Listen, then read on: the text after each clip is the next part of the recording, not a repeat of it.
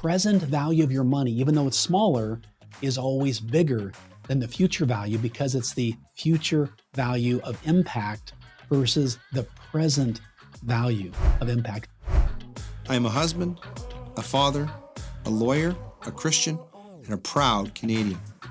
I started this series because it was clear that our nation needs truth. Not just another biased narrative, but real information of substance.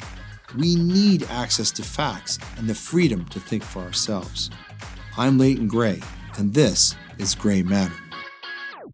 Hello, everyone. Welcome to another episode of Gray Matter. Well, for we Christians, Easter is a time of redemption and renewal when we are reminded that God created a world of abundance in which, through Christ, even life itself is eternal. And yet, so often we think of life, and especially money, in terms of scarcity, of not having enough, of running out, which leads to problems like fear, anxiety, despair, and avarice. Well, today we have on the program someone who is an expert in money, who has written about it, written an excellent book that we're going to talk about. And really, the thesis of his book is about the importance of generosity and to think of our lives in terms of abundance. And his name is Derrick Kinney. Thanks for being our special guest today, Derrick. Oh, my pleasure, Leighton. It's great to be with you, and thank you for having me. I'm looking forward to our conversation. As we always do in this program, we've got some aphorisms just to frame our conversation. The first of these is from wise old Aristotle. He once wrote that a generous person is the one who gives the right person the right thing at the right time. The next quotation is from a man named Bob Proctor, who's probably familiar to our guest. And he once wrote that the law of prosperity is generosity. If you want more, give more. Next, from someone who is quoted often on this program, Sir Winston Churchill, who once wrote, "We make a living by what we get, but we make a life by what we give." And finally, from the Bible, the book of Corinthians, it's written, "You will be enriched in every way so that you can be generous on every occasion. And through us, your generosity will result in thanksgiving to God." So who do we have on the show today? Well, Derrick Kinney.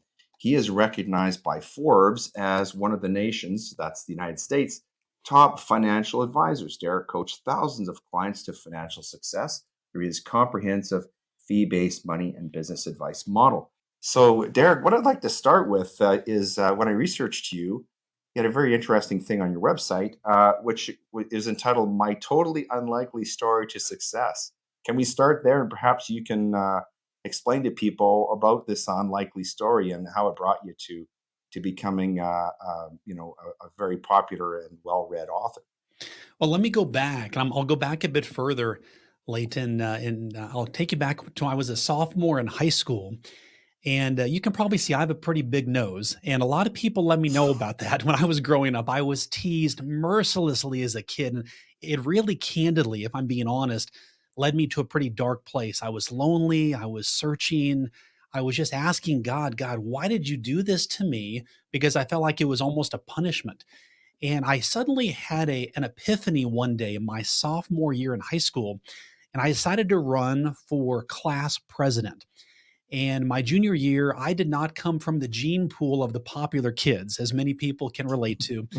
And I had this idea that I was going to take posters. Normally, you'd write in really big letters, "Hey, vote for Derrick," and so forth. And I took the contrarian approach and I put it in very small letters, thinking people would have to walk up to the poster and read it, and they would absorb that knowledge. And therefore, I would stand out by sort of blending in. Well, it kind of backfired. I did come in second place, but I wasn't elected president that year. But it was still a fun year. But I learned a lot of lessons that year. So the next year, I decided to put all my chips on the table and run for student body president. And I had a different idea this year. And this was, I looked around the high school and I saw all these different groups of individual sort of people in silos. There was the rock and roll crowd back in the day, and the country western crowd, and the band crowd, and the athletes, and the people who really like to study, or the people that like to smoke cigarettes, and all the groups around school. But nobody was really coming together or bringing them together. And the idea was I would get a picture taken with me and the leader of each of these groups, and put that picture on a poster board where they all hung out with an endorsement of me. So, for example, a guy named Steve Mosley, who was head of the rock and roll crowd, the long hair, the Ozzy Osbourne T-shirt, and I got a picture of he and I, and he said, "Rock the vote with Derrick. He's our guy." And what happened was, as I did this around the school, suddenly all of us who felt like we were nobodies felt like we were a somebody because somebody was bringing us all together. So, out of 5 people that day, I won the election. But I will tell you this, Leighton, it wasn't me who won that day. It was all of us. And I still Mhm. get emotional thinking about it because it was a time where all of us had our inadequacies and we felt unworthy and undeserved. And, we didn't feel like the popular crowd, but suddenly all of us together felt like we were on a mission to help each other be a better version of ourselves. And what that led me to do was it built confidence that I don't have to be the smartest person in the room. I don't have to be the one to impress everybody. As long as I can help people feel understood and heard and seen, I could actually build a pretty solid business. And that's what led me then to go into business and become a financial advisor. And those Mhm. principles really helped me become more successful than I deserve and much more than I thought I could ever achieve. That's really almost the definition of servant leadership, isn't it? Yeah. That's You what know, you discovered at a young age, and it makes a lot of sense, especially having read your book. That whole what you just talked about is really in the book. It's in every chapter, isn't it? Well, what I wanted to do was blend in a book that was relatable to every reader. If you're like me, there's lots of books and the authors are well intentioned, but the book sort of goes over my head and I paid the 20 bucks and I might have picked up a couple of ideas, but it wasn't a real practical approach. And I wanted to have this book feel like you and I were having coffee together, that, hey, they're sitting there with Derrick having a great cup of coffee. And here's a message in a conversational way that can help them not just make more money, but understand why they should make more money. And that is that it's Mhm. perhaps the greatest tool we have in the world that God has given us to do more good in the world. And the question I would ask your listeners and viewers is, I tend to believe that there's good people and there's bad people in the world. And we know that when you give a bad person, people who hold people back and do bad things to people, if you give them more resources, typically what do? Well, they do more bad with it. So I believe I want the good people in the world, the people who want to lift people up and believe in people and build others up and give to grow God's kingdom. I want them to have more money. And I want to also debunk that, look, people interpret the Bible to say that the love of money is the root of all evil. Well, I really like, I'm not going to come to you and say I love money, but I really like it up to the highest level of almost on the verge of love. But it's not the money itself that I really like.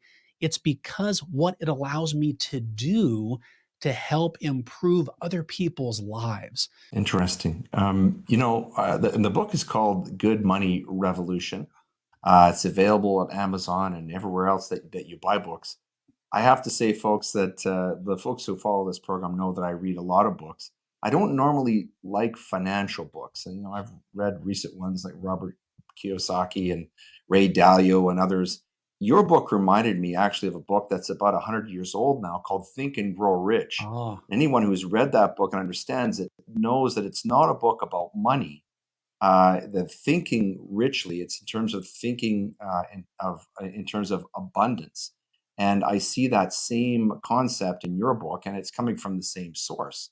It's coming from a sense of God and a sense of purpose, and seeing money as a way, as a means of doing good works, of affecting people's lives and producing meaning. But one of the first steps towards doing that, Derek, is losing this fear of overcoming the fear of money. A lot of people have sort of irrational fears of money, of running out, of not making enough, that they're going to be destitute and that sort of thing. So, what's the first step for people, do you think, in terms of getting over that initial fear of money and of running out? well, I believe the first step is to assess, do you have a bad relationship with money? Are you not on speaking terms with your dollar bills? And I would just tell all of your listeners to say the first step is to ask yourself, Have you been told by someone else, or have you told yourself that you're simply not good with money, or that other people deserve money and you don't? Or have you made a decision and it didn't go very well and you said, "Yep, that confirms it. I'm not good with money." I would ask you to press the reset button today and say, "Look, I can either choose to live based on what's happened in my past, or I can say, my past has passed. That is in the rearview mirror. It's time to look through the windshield and make changes and now make and create the financial life that I believe God has for me." So that's how you sort of begin to realign your bad money beliefs. That's the starting point Yes. to getting over the fear, is realigning, recognizing that maybe you have some beliefs about money that are irrational, that are wrong. And then so once you get there, once you get past that initial fear and start to look at these beliefs, what do you help people with in terms of taking the place of those bad ideas? How do you get people thinking positively about money in terms of abundance so that they can start to be generous with their money and also flourish themselves financially? Well, and it's such a good point because I can't expect people to buy this book, and if they feel like they're thousands and thousands of dollars in debt, for them to hear me say, "Hey, start giving money." It actually sounds pretty callous and shallow if you ask me. Only governments can do that, right, That's right, Derek? that's right. And so what I would ask people to think about is, before they even think about giving, is we have to meet people's needs. I mean, for example, let's say that a good friend of mine walks up to me and I can tell they've not had a meal in a couple days. Well, I could Mm, say to them, "Hey, do you want to go on vacation with me to Florida?" Or I could say to them, "Hey, how about we get you some food?" Now, which of those two in that moment would be more practically received? Now, you might think, boy, they'd love to go on a vacation with me, but really all they want is a burger and fries and a drink to meet their right. current need. The first thing I would tell people to do is start simple. What Right. causes so many New Year's resolutions to go broken is on January the 1st, people write out 50 different resolutions from, I'm going to get out of debt. I'm going to lose 200 pounds. I'm going to pay off my house. I'm going to get a new job. I'm going to have a new Mhm. relationship. I mean, even saying all that makes me tired. What I want people to Right. do is think about, what could you write on a sticky note?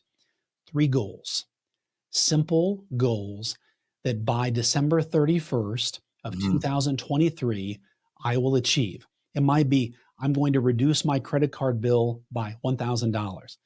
I want to save $500 for my kids' college.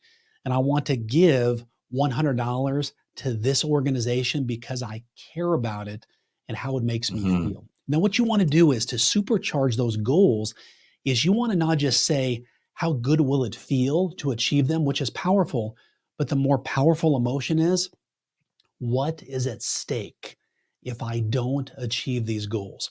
If I don't Right. save $500 for my daughter's college, she could miss out on the opportunities that she wants and I want for her. And I can't allow that to happen.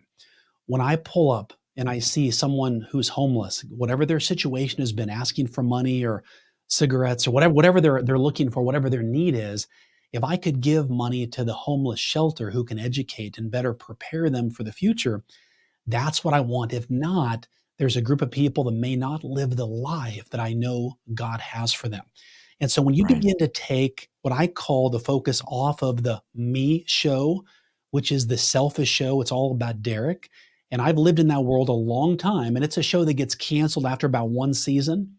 But I transfer that to the we show, where that's all about me helping other people. How can I add value to people's lives? How can I help extract the potential from their life and improve their life? That's the show that never gets canceled, and it's in reruns every day and people love to keep watching it. And so I would just Mhm. say, keep it simple, but even if you're drowning in debt right now, could you take $5?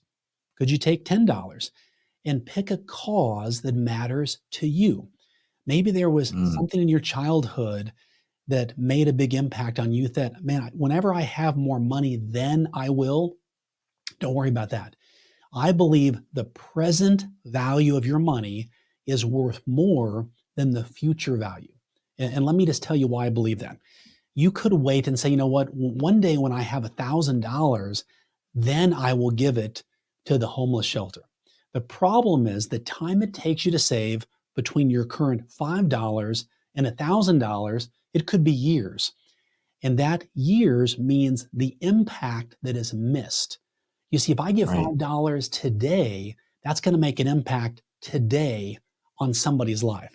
If I wait a Hmm. couple years till I have a higher amount, all of those lives that could have been impacted are Right. missed out. And so Because we economically, can't make more time, right? that's right. Economically, you can make the case, and I don't disagree with you that, well, Derek, the future value of money is always greater than the present value. That's true mathematically.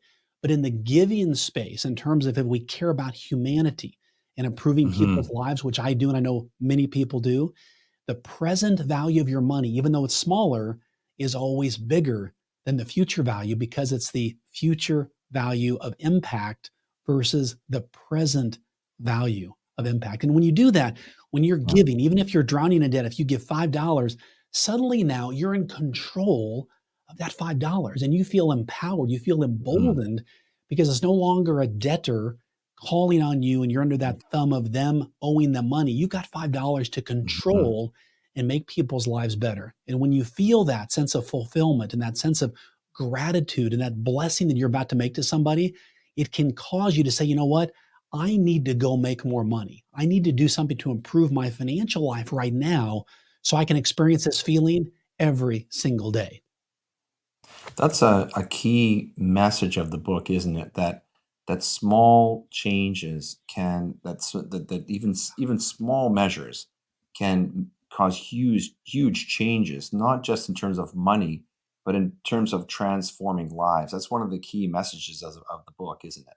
And that sort of extrapolates out into a life that's worth living, a life that is meaningful, a life where a person is, let's say, freed of the bondage that is the fear of money, of the fear of running out, the fear of scarcity, and sort of the prison of greed.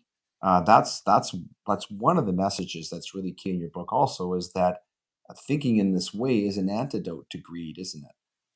It really is. And, so much of culture today villainizes money. And Hmm. they talk about that if you have too much money, and even the definition of too much money is very, very subjective, which typically means you simply have more money than the person that's criticizing you about the money you have. That's really the definition of too much money. But if you have a company or you own a business that you're very successful, well, you're the villain in that story. And it leads Yeah. us to some very questionable government thinking in terms of, you know what?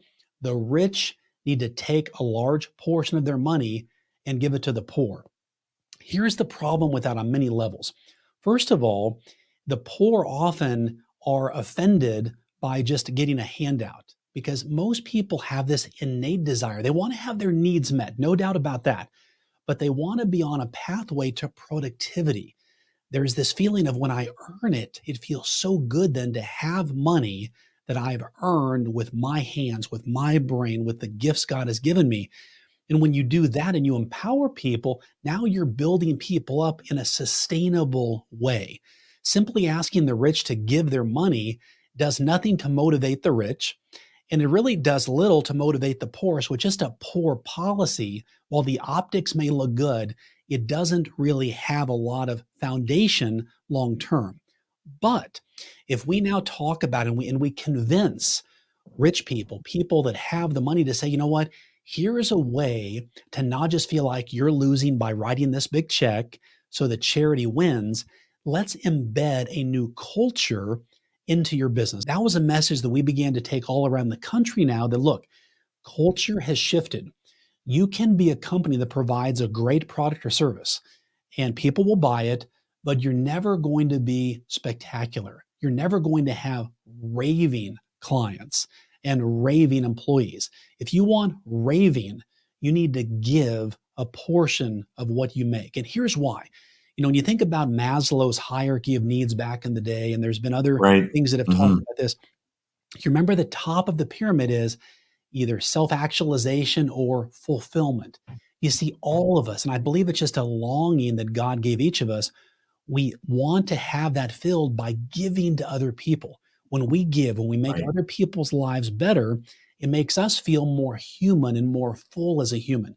All these movies, when I think back to these dying scenes of men and women who regret and they look back on their lives, if only I had done this, if only.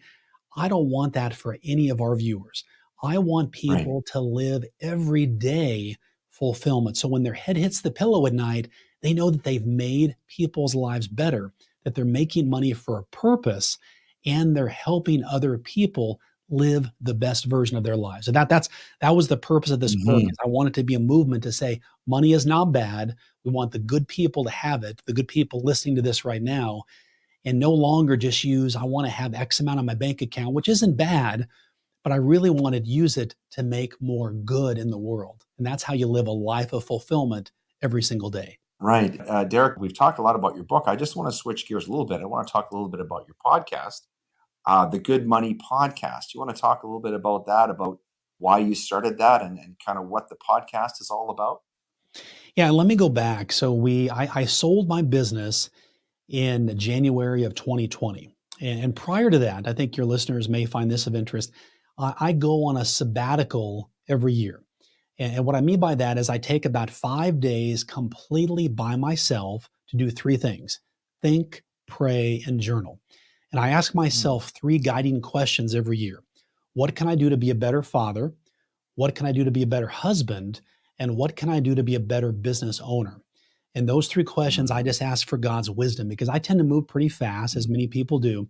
And as I was praying just for God's wisdom, I felt like He guided me to say, Derek, write down a list of all the things that you would enjoy doing in this next phase of your life. And I've been contemplating selling the business. And I wrote down, write a book, launch a podcast, coach, speak, consult. And all of those, I could just feel the excitement welling up inside me. And on the list, surprisingly, was not being a client facing advisor. And in that moment, I knew it was time to sell. It was time to make a bold move. I Mm. called my wife. This was literally about 2 hours into my sabbatical. I had 4 more days to go. And my wife was so supportive. She said, Derek, I've been thinking the same thing. So this doesn't surprise me. I'm fully on board. I support you 100%. And we prayed together, just asked for God's wisdom on that. Well, so January, I then sold the business, and I didn't sell it because I had a plan in place. I just sold it because I knew it was time to bet on myself again, as I had done 25 years earlier, starting this financial planning business and believing that God Mhm. would open those doors. And so the podcast was all about how do I meet people where they're at and help them do better with their money and do better with their life. And so we've had some great guests. We've had the Matthew McConaughey's, the Ed Yeah. Milette's, the Mel Robbins. We've had great people, but Yeah. also we've had people nobody's ever heard about. And it's simply people who are relatable, people who are like on this, listening to this podcast right now that maybe feel stuck. They have a dream Mhm. for a business, or that they feel stuck in their 9 to 5 and want to do something of their own. How do they do it? And we want to offer hope, but more than hope, practical steps to help them build their financial lives and build their business. And more importantly, how they can start making more money to do more good. Yeah. It is a great show. I've listened to about half a dozen episodes Thank you. and quite enjoy it. And I think that there's a lot of meaningful content there for people. So I strongly recommend it to those people who follow our show, especially if you're interested in finding out more about good money and the ideas that Derek has been talking about today with us. Derek, we've kept you for a while, and we're so grateful for the time. We've learned a lot more about you and your philosophy and your book. This is the part of the show where we sort of close off with something that we call the reading list. It probably will not astonish you to learn that your book is featured today. It's called Good Money Revolution. And it's received some really incredible reviews. And you've talked about it a lot, but there's a list of things that in the description of the book it says that you'll discover. And so I want to highlight these. It says, you'll discover the secret to making more money, your generosity purpose, which Derek has talked about today. 5 money mindsets keeping you from cash. So we didn't talk about that today. So that's a kernel of wisdom, or 5 of them that are in the book. How to teach your money to make you money and use it for good. Derrick did talk about that today. The 3 levers of money: save more, crush your debt, and earn more. Yeah. And how to transform your business and create a raving customer base. Derrick says, don't just make money, make good money. It says this book will show you how. Welcome to the good money revolution. One question I have about the book, Derrick, is this. The good money part makes sense. Why revolution? Why is it revolutionary? I debated on that word. When you write a book, you really think about the titles of the book and what would have the most meaning. And I could have just called it, How to Make Money. But the word revolution, what I thought about was that as we think about in history, there's moments where people want to right a wrong. There's an injustice in the world. There's something that they want to Mhm. do that they say, this is just not right. And I came to the conclusion that people for so long have said money is bad. We believe the Bible says money is bad. If you have a lot of money, you're bad. If you want to make money, you're bad. And I just wanted to say, like they do on Family Feud, the big X, wrong answer, reset. I want to debunk that and say, go make more money, but not for the usual reasons that people criticize. Go make it for the good that you can do. And one of the things, Leighton, I wanted to mention to you is we're actually giving away the first 5 chapters of the book for free. There's a special Wow, link, and it's incredible. called goodmoneychapters.com. Goodmoneychapters.com. You can download that. You get the introduction by Donald Miller, a good friend, the first 5 chapters, because I want to give that away to get this message into his hands as many people as possible. So it's Wow. goodmoneychapters.com. Well, that certainly shows that you mean it when you talk about the generosity purpose. Derrick, I want to thank you so much for being our special guest today and talking to us about your work, about your lifetime of work, and sharing it with us. It's so clear, it's so obvious that you are living a life of meaning, that you are living a life of purpose. I want to wish you much continued success, and I hope that there's a sequel, perhaps the better money revolution. Leighton, thanks so much. I really enjoyed this conversation with you. Thanks for having me.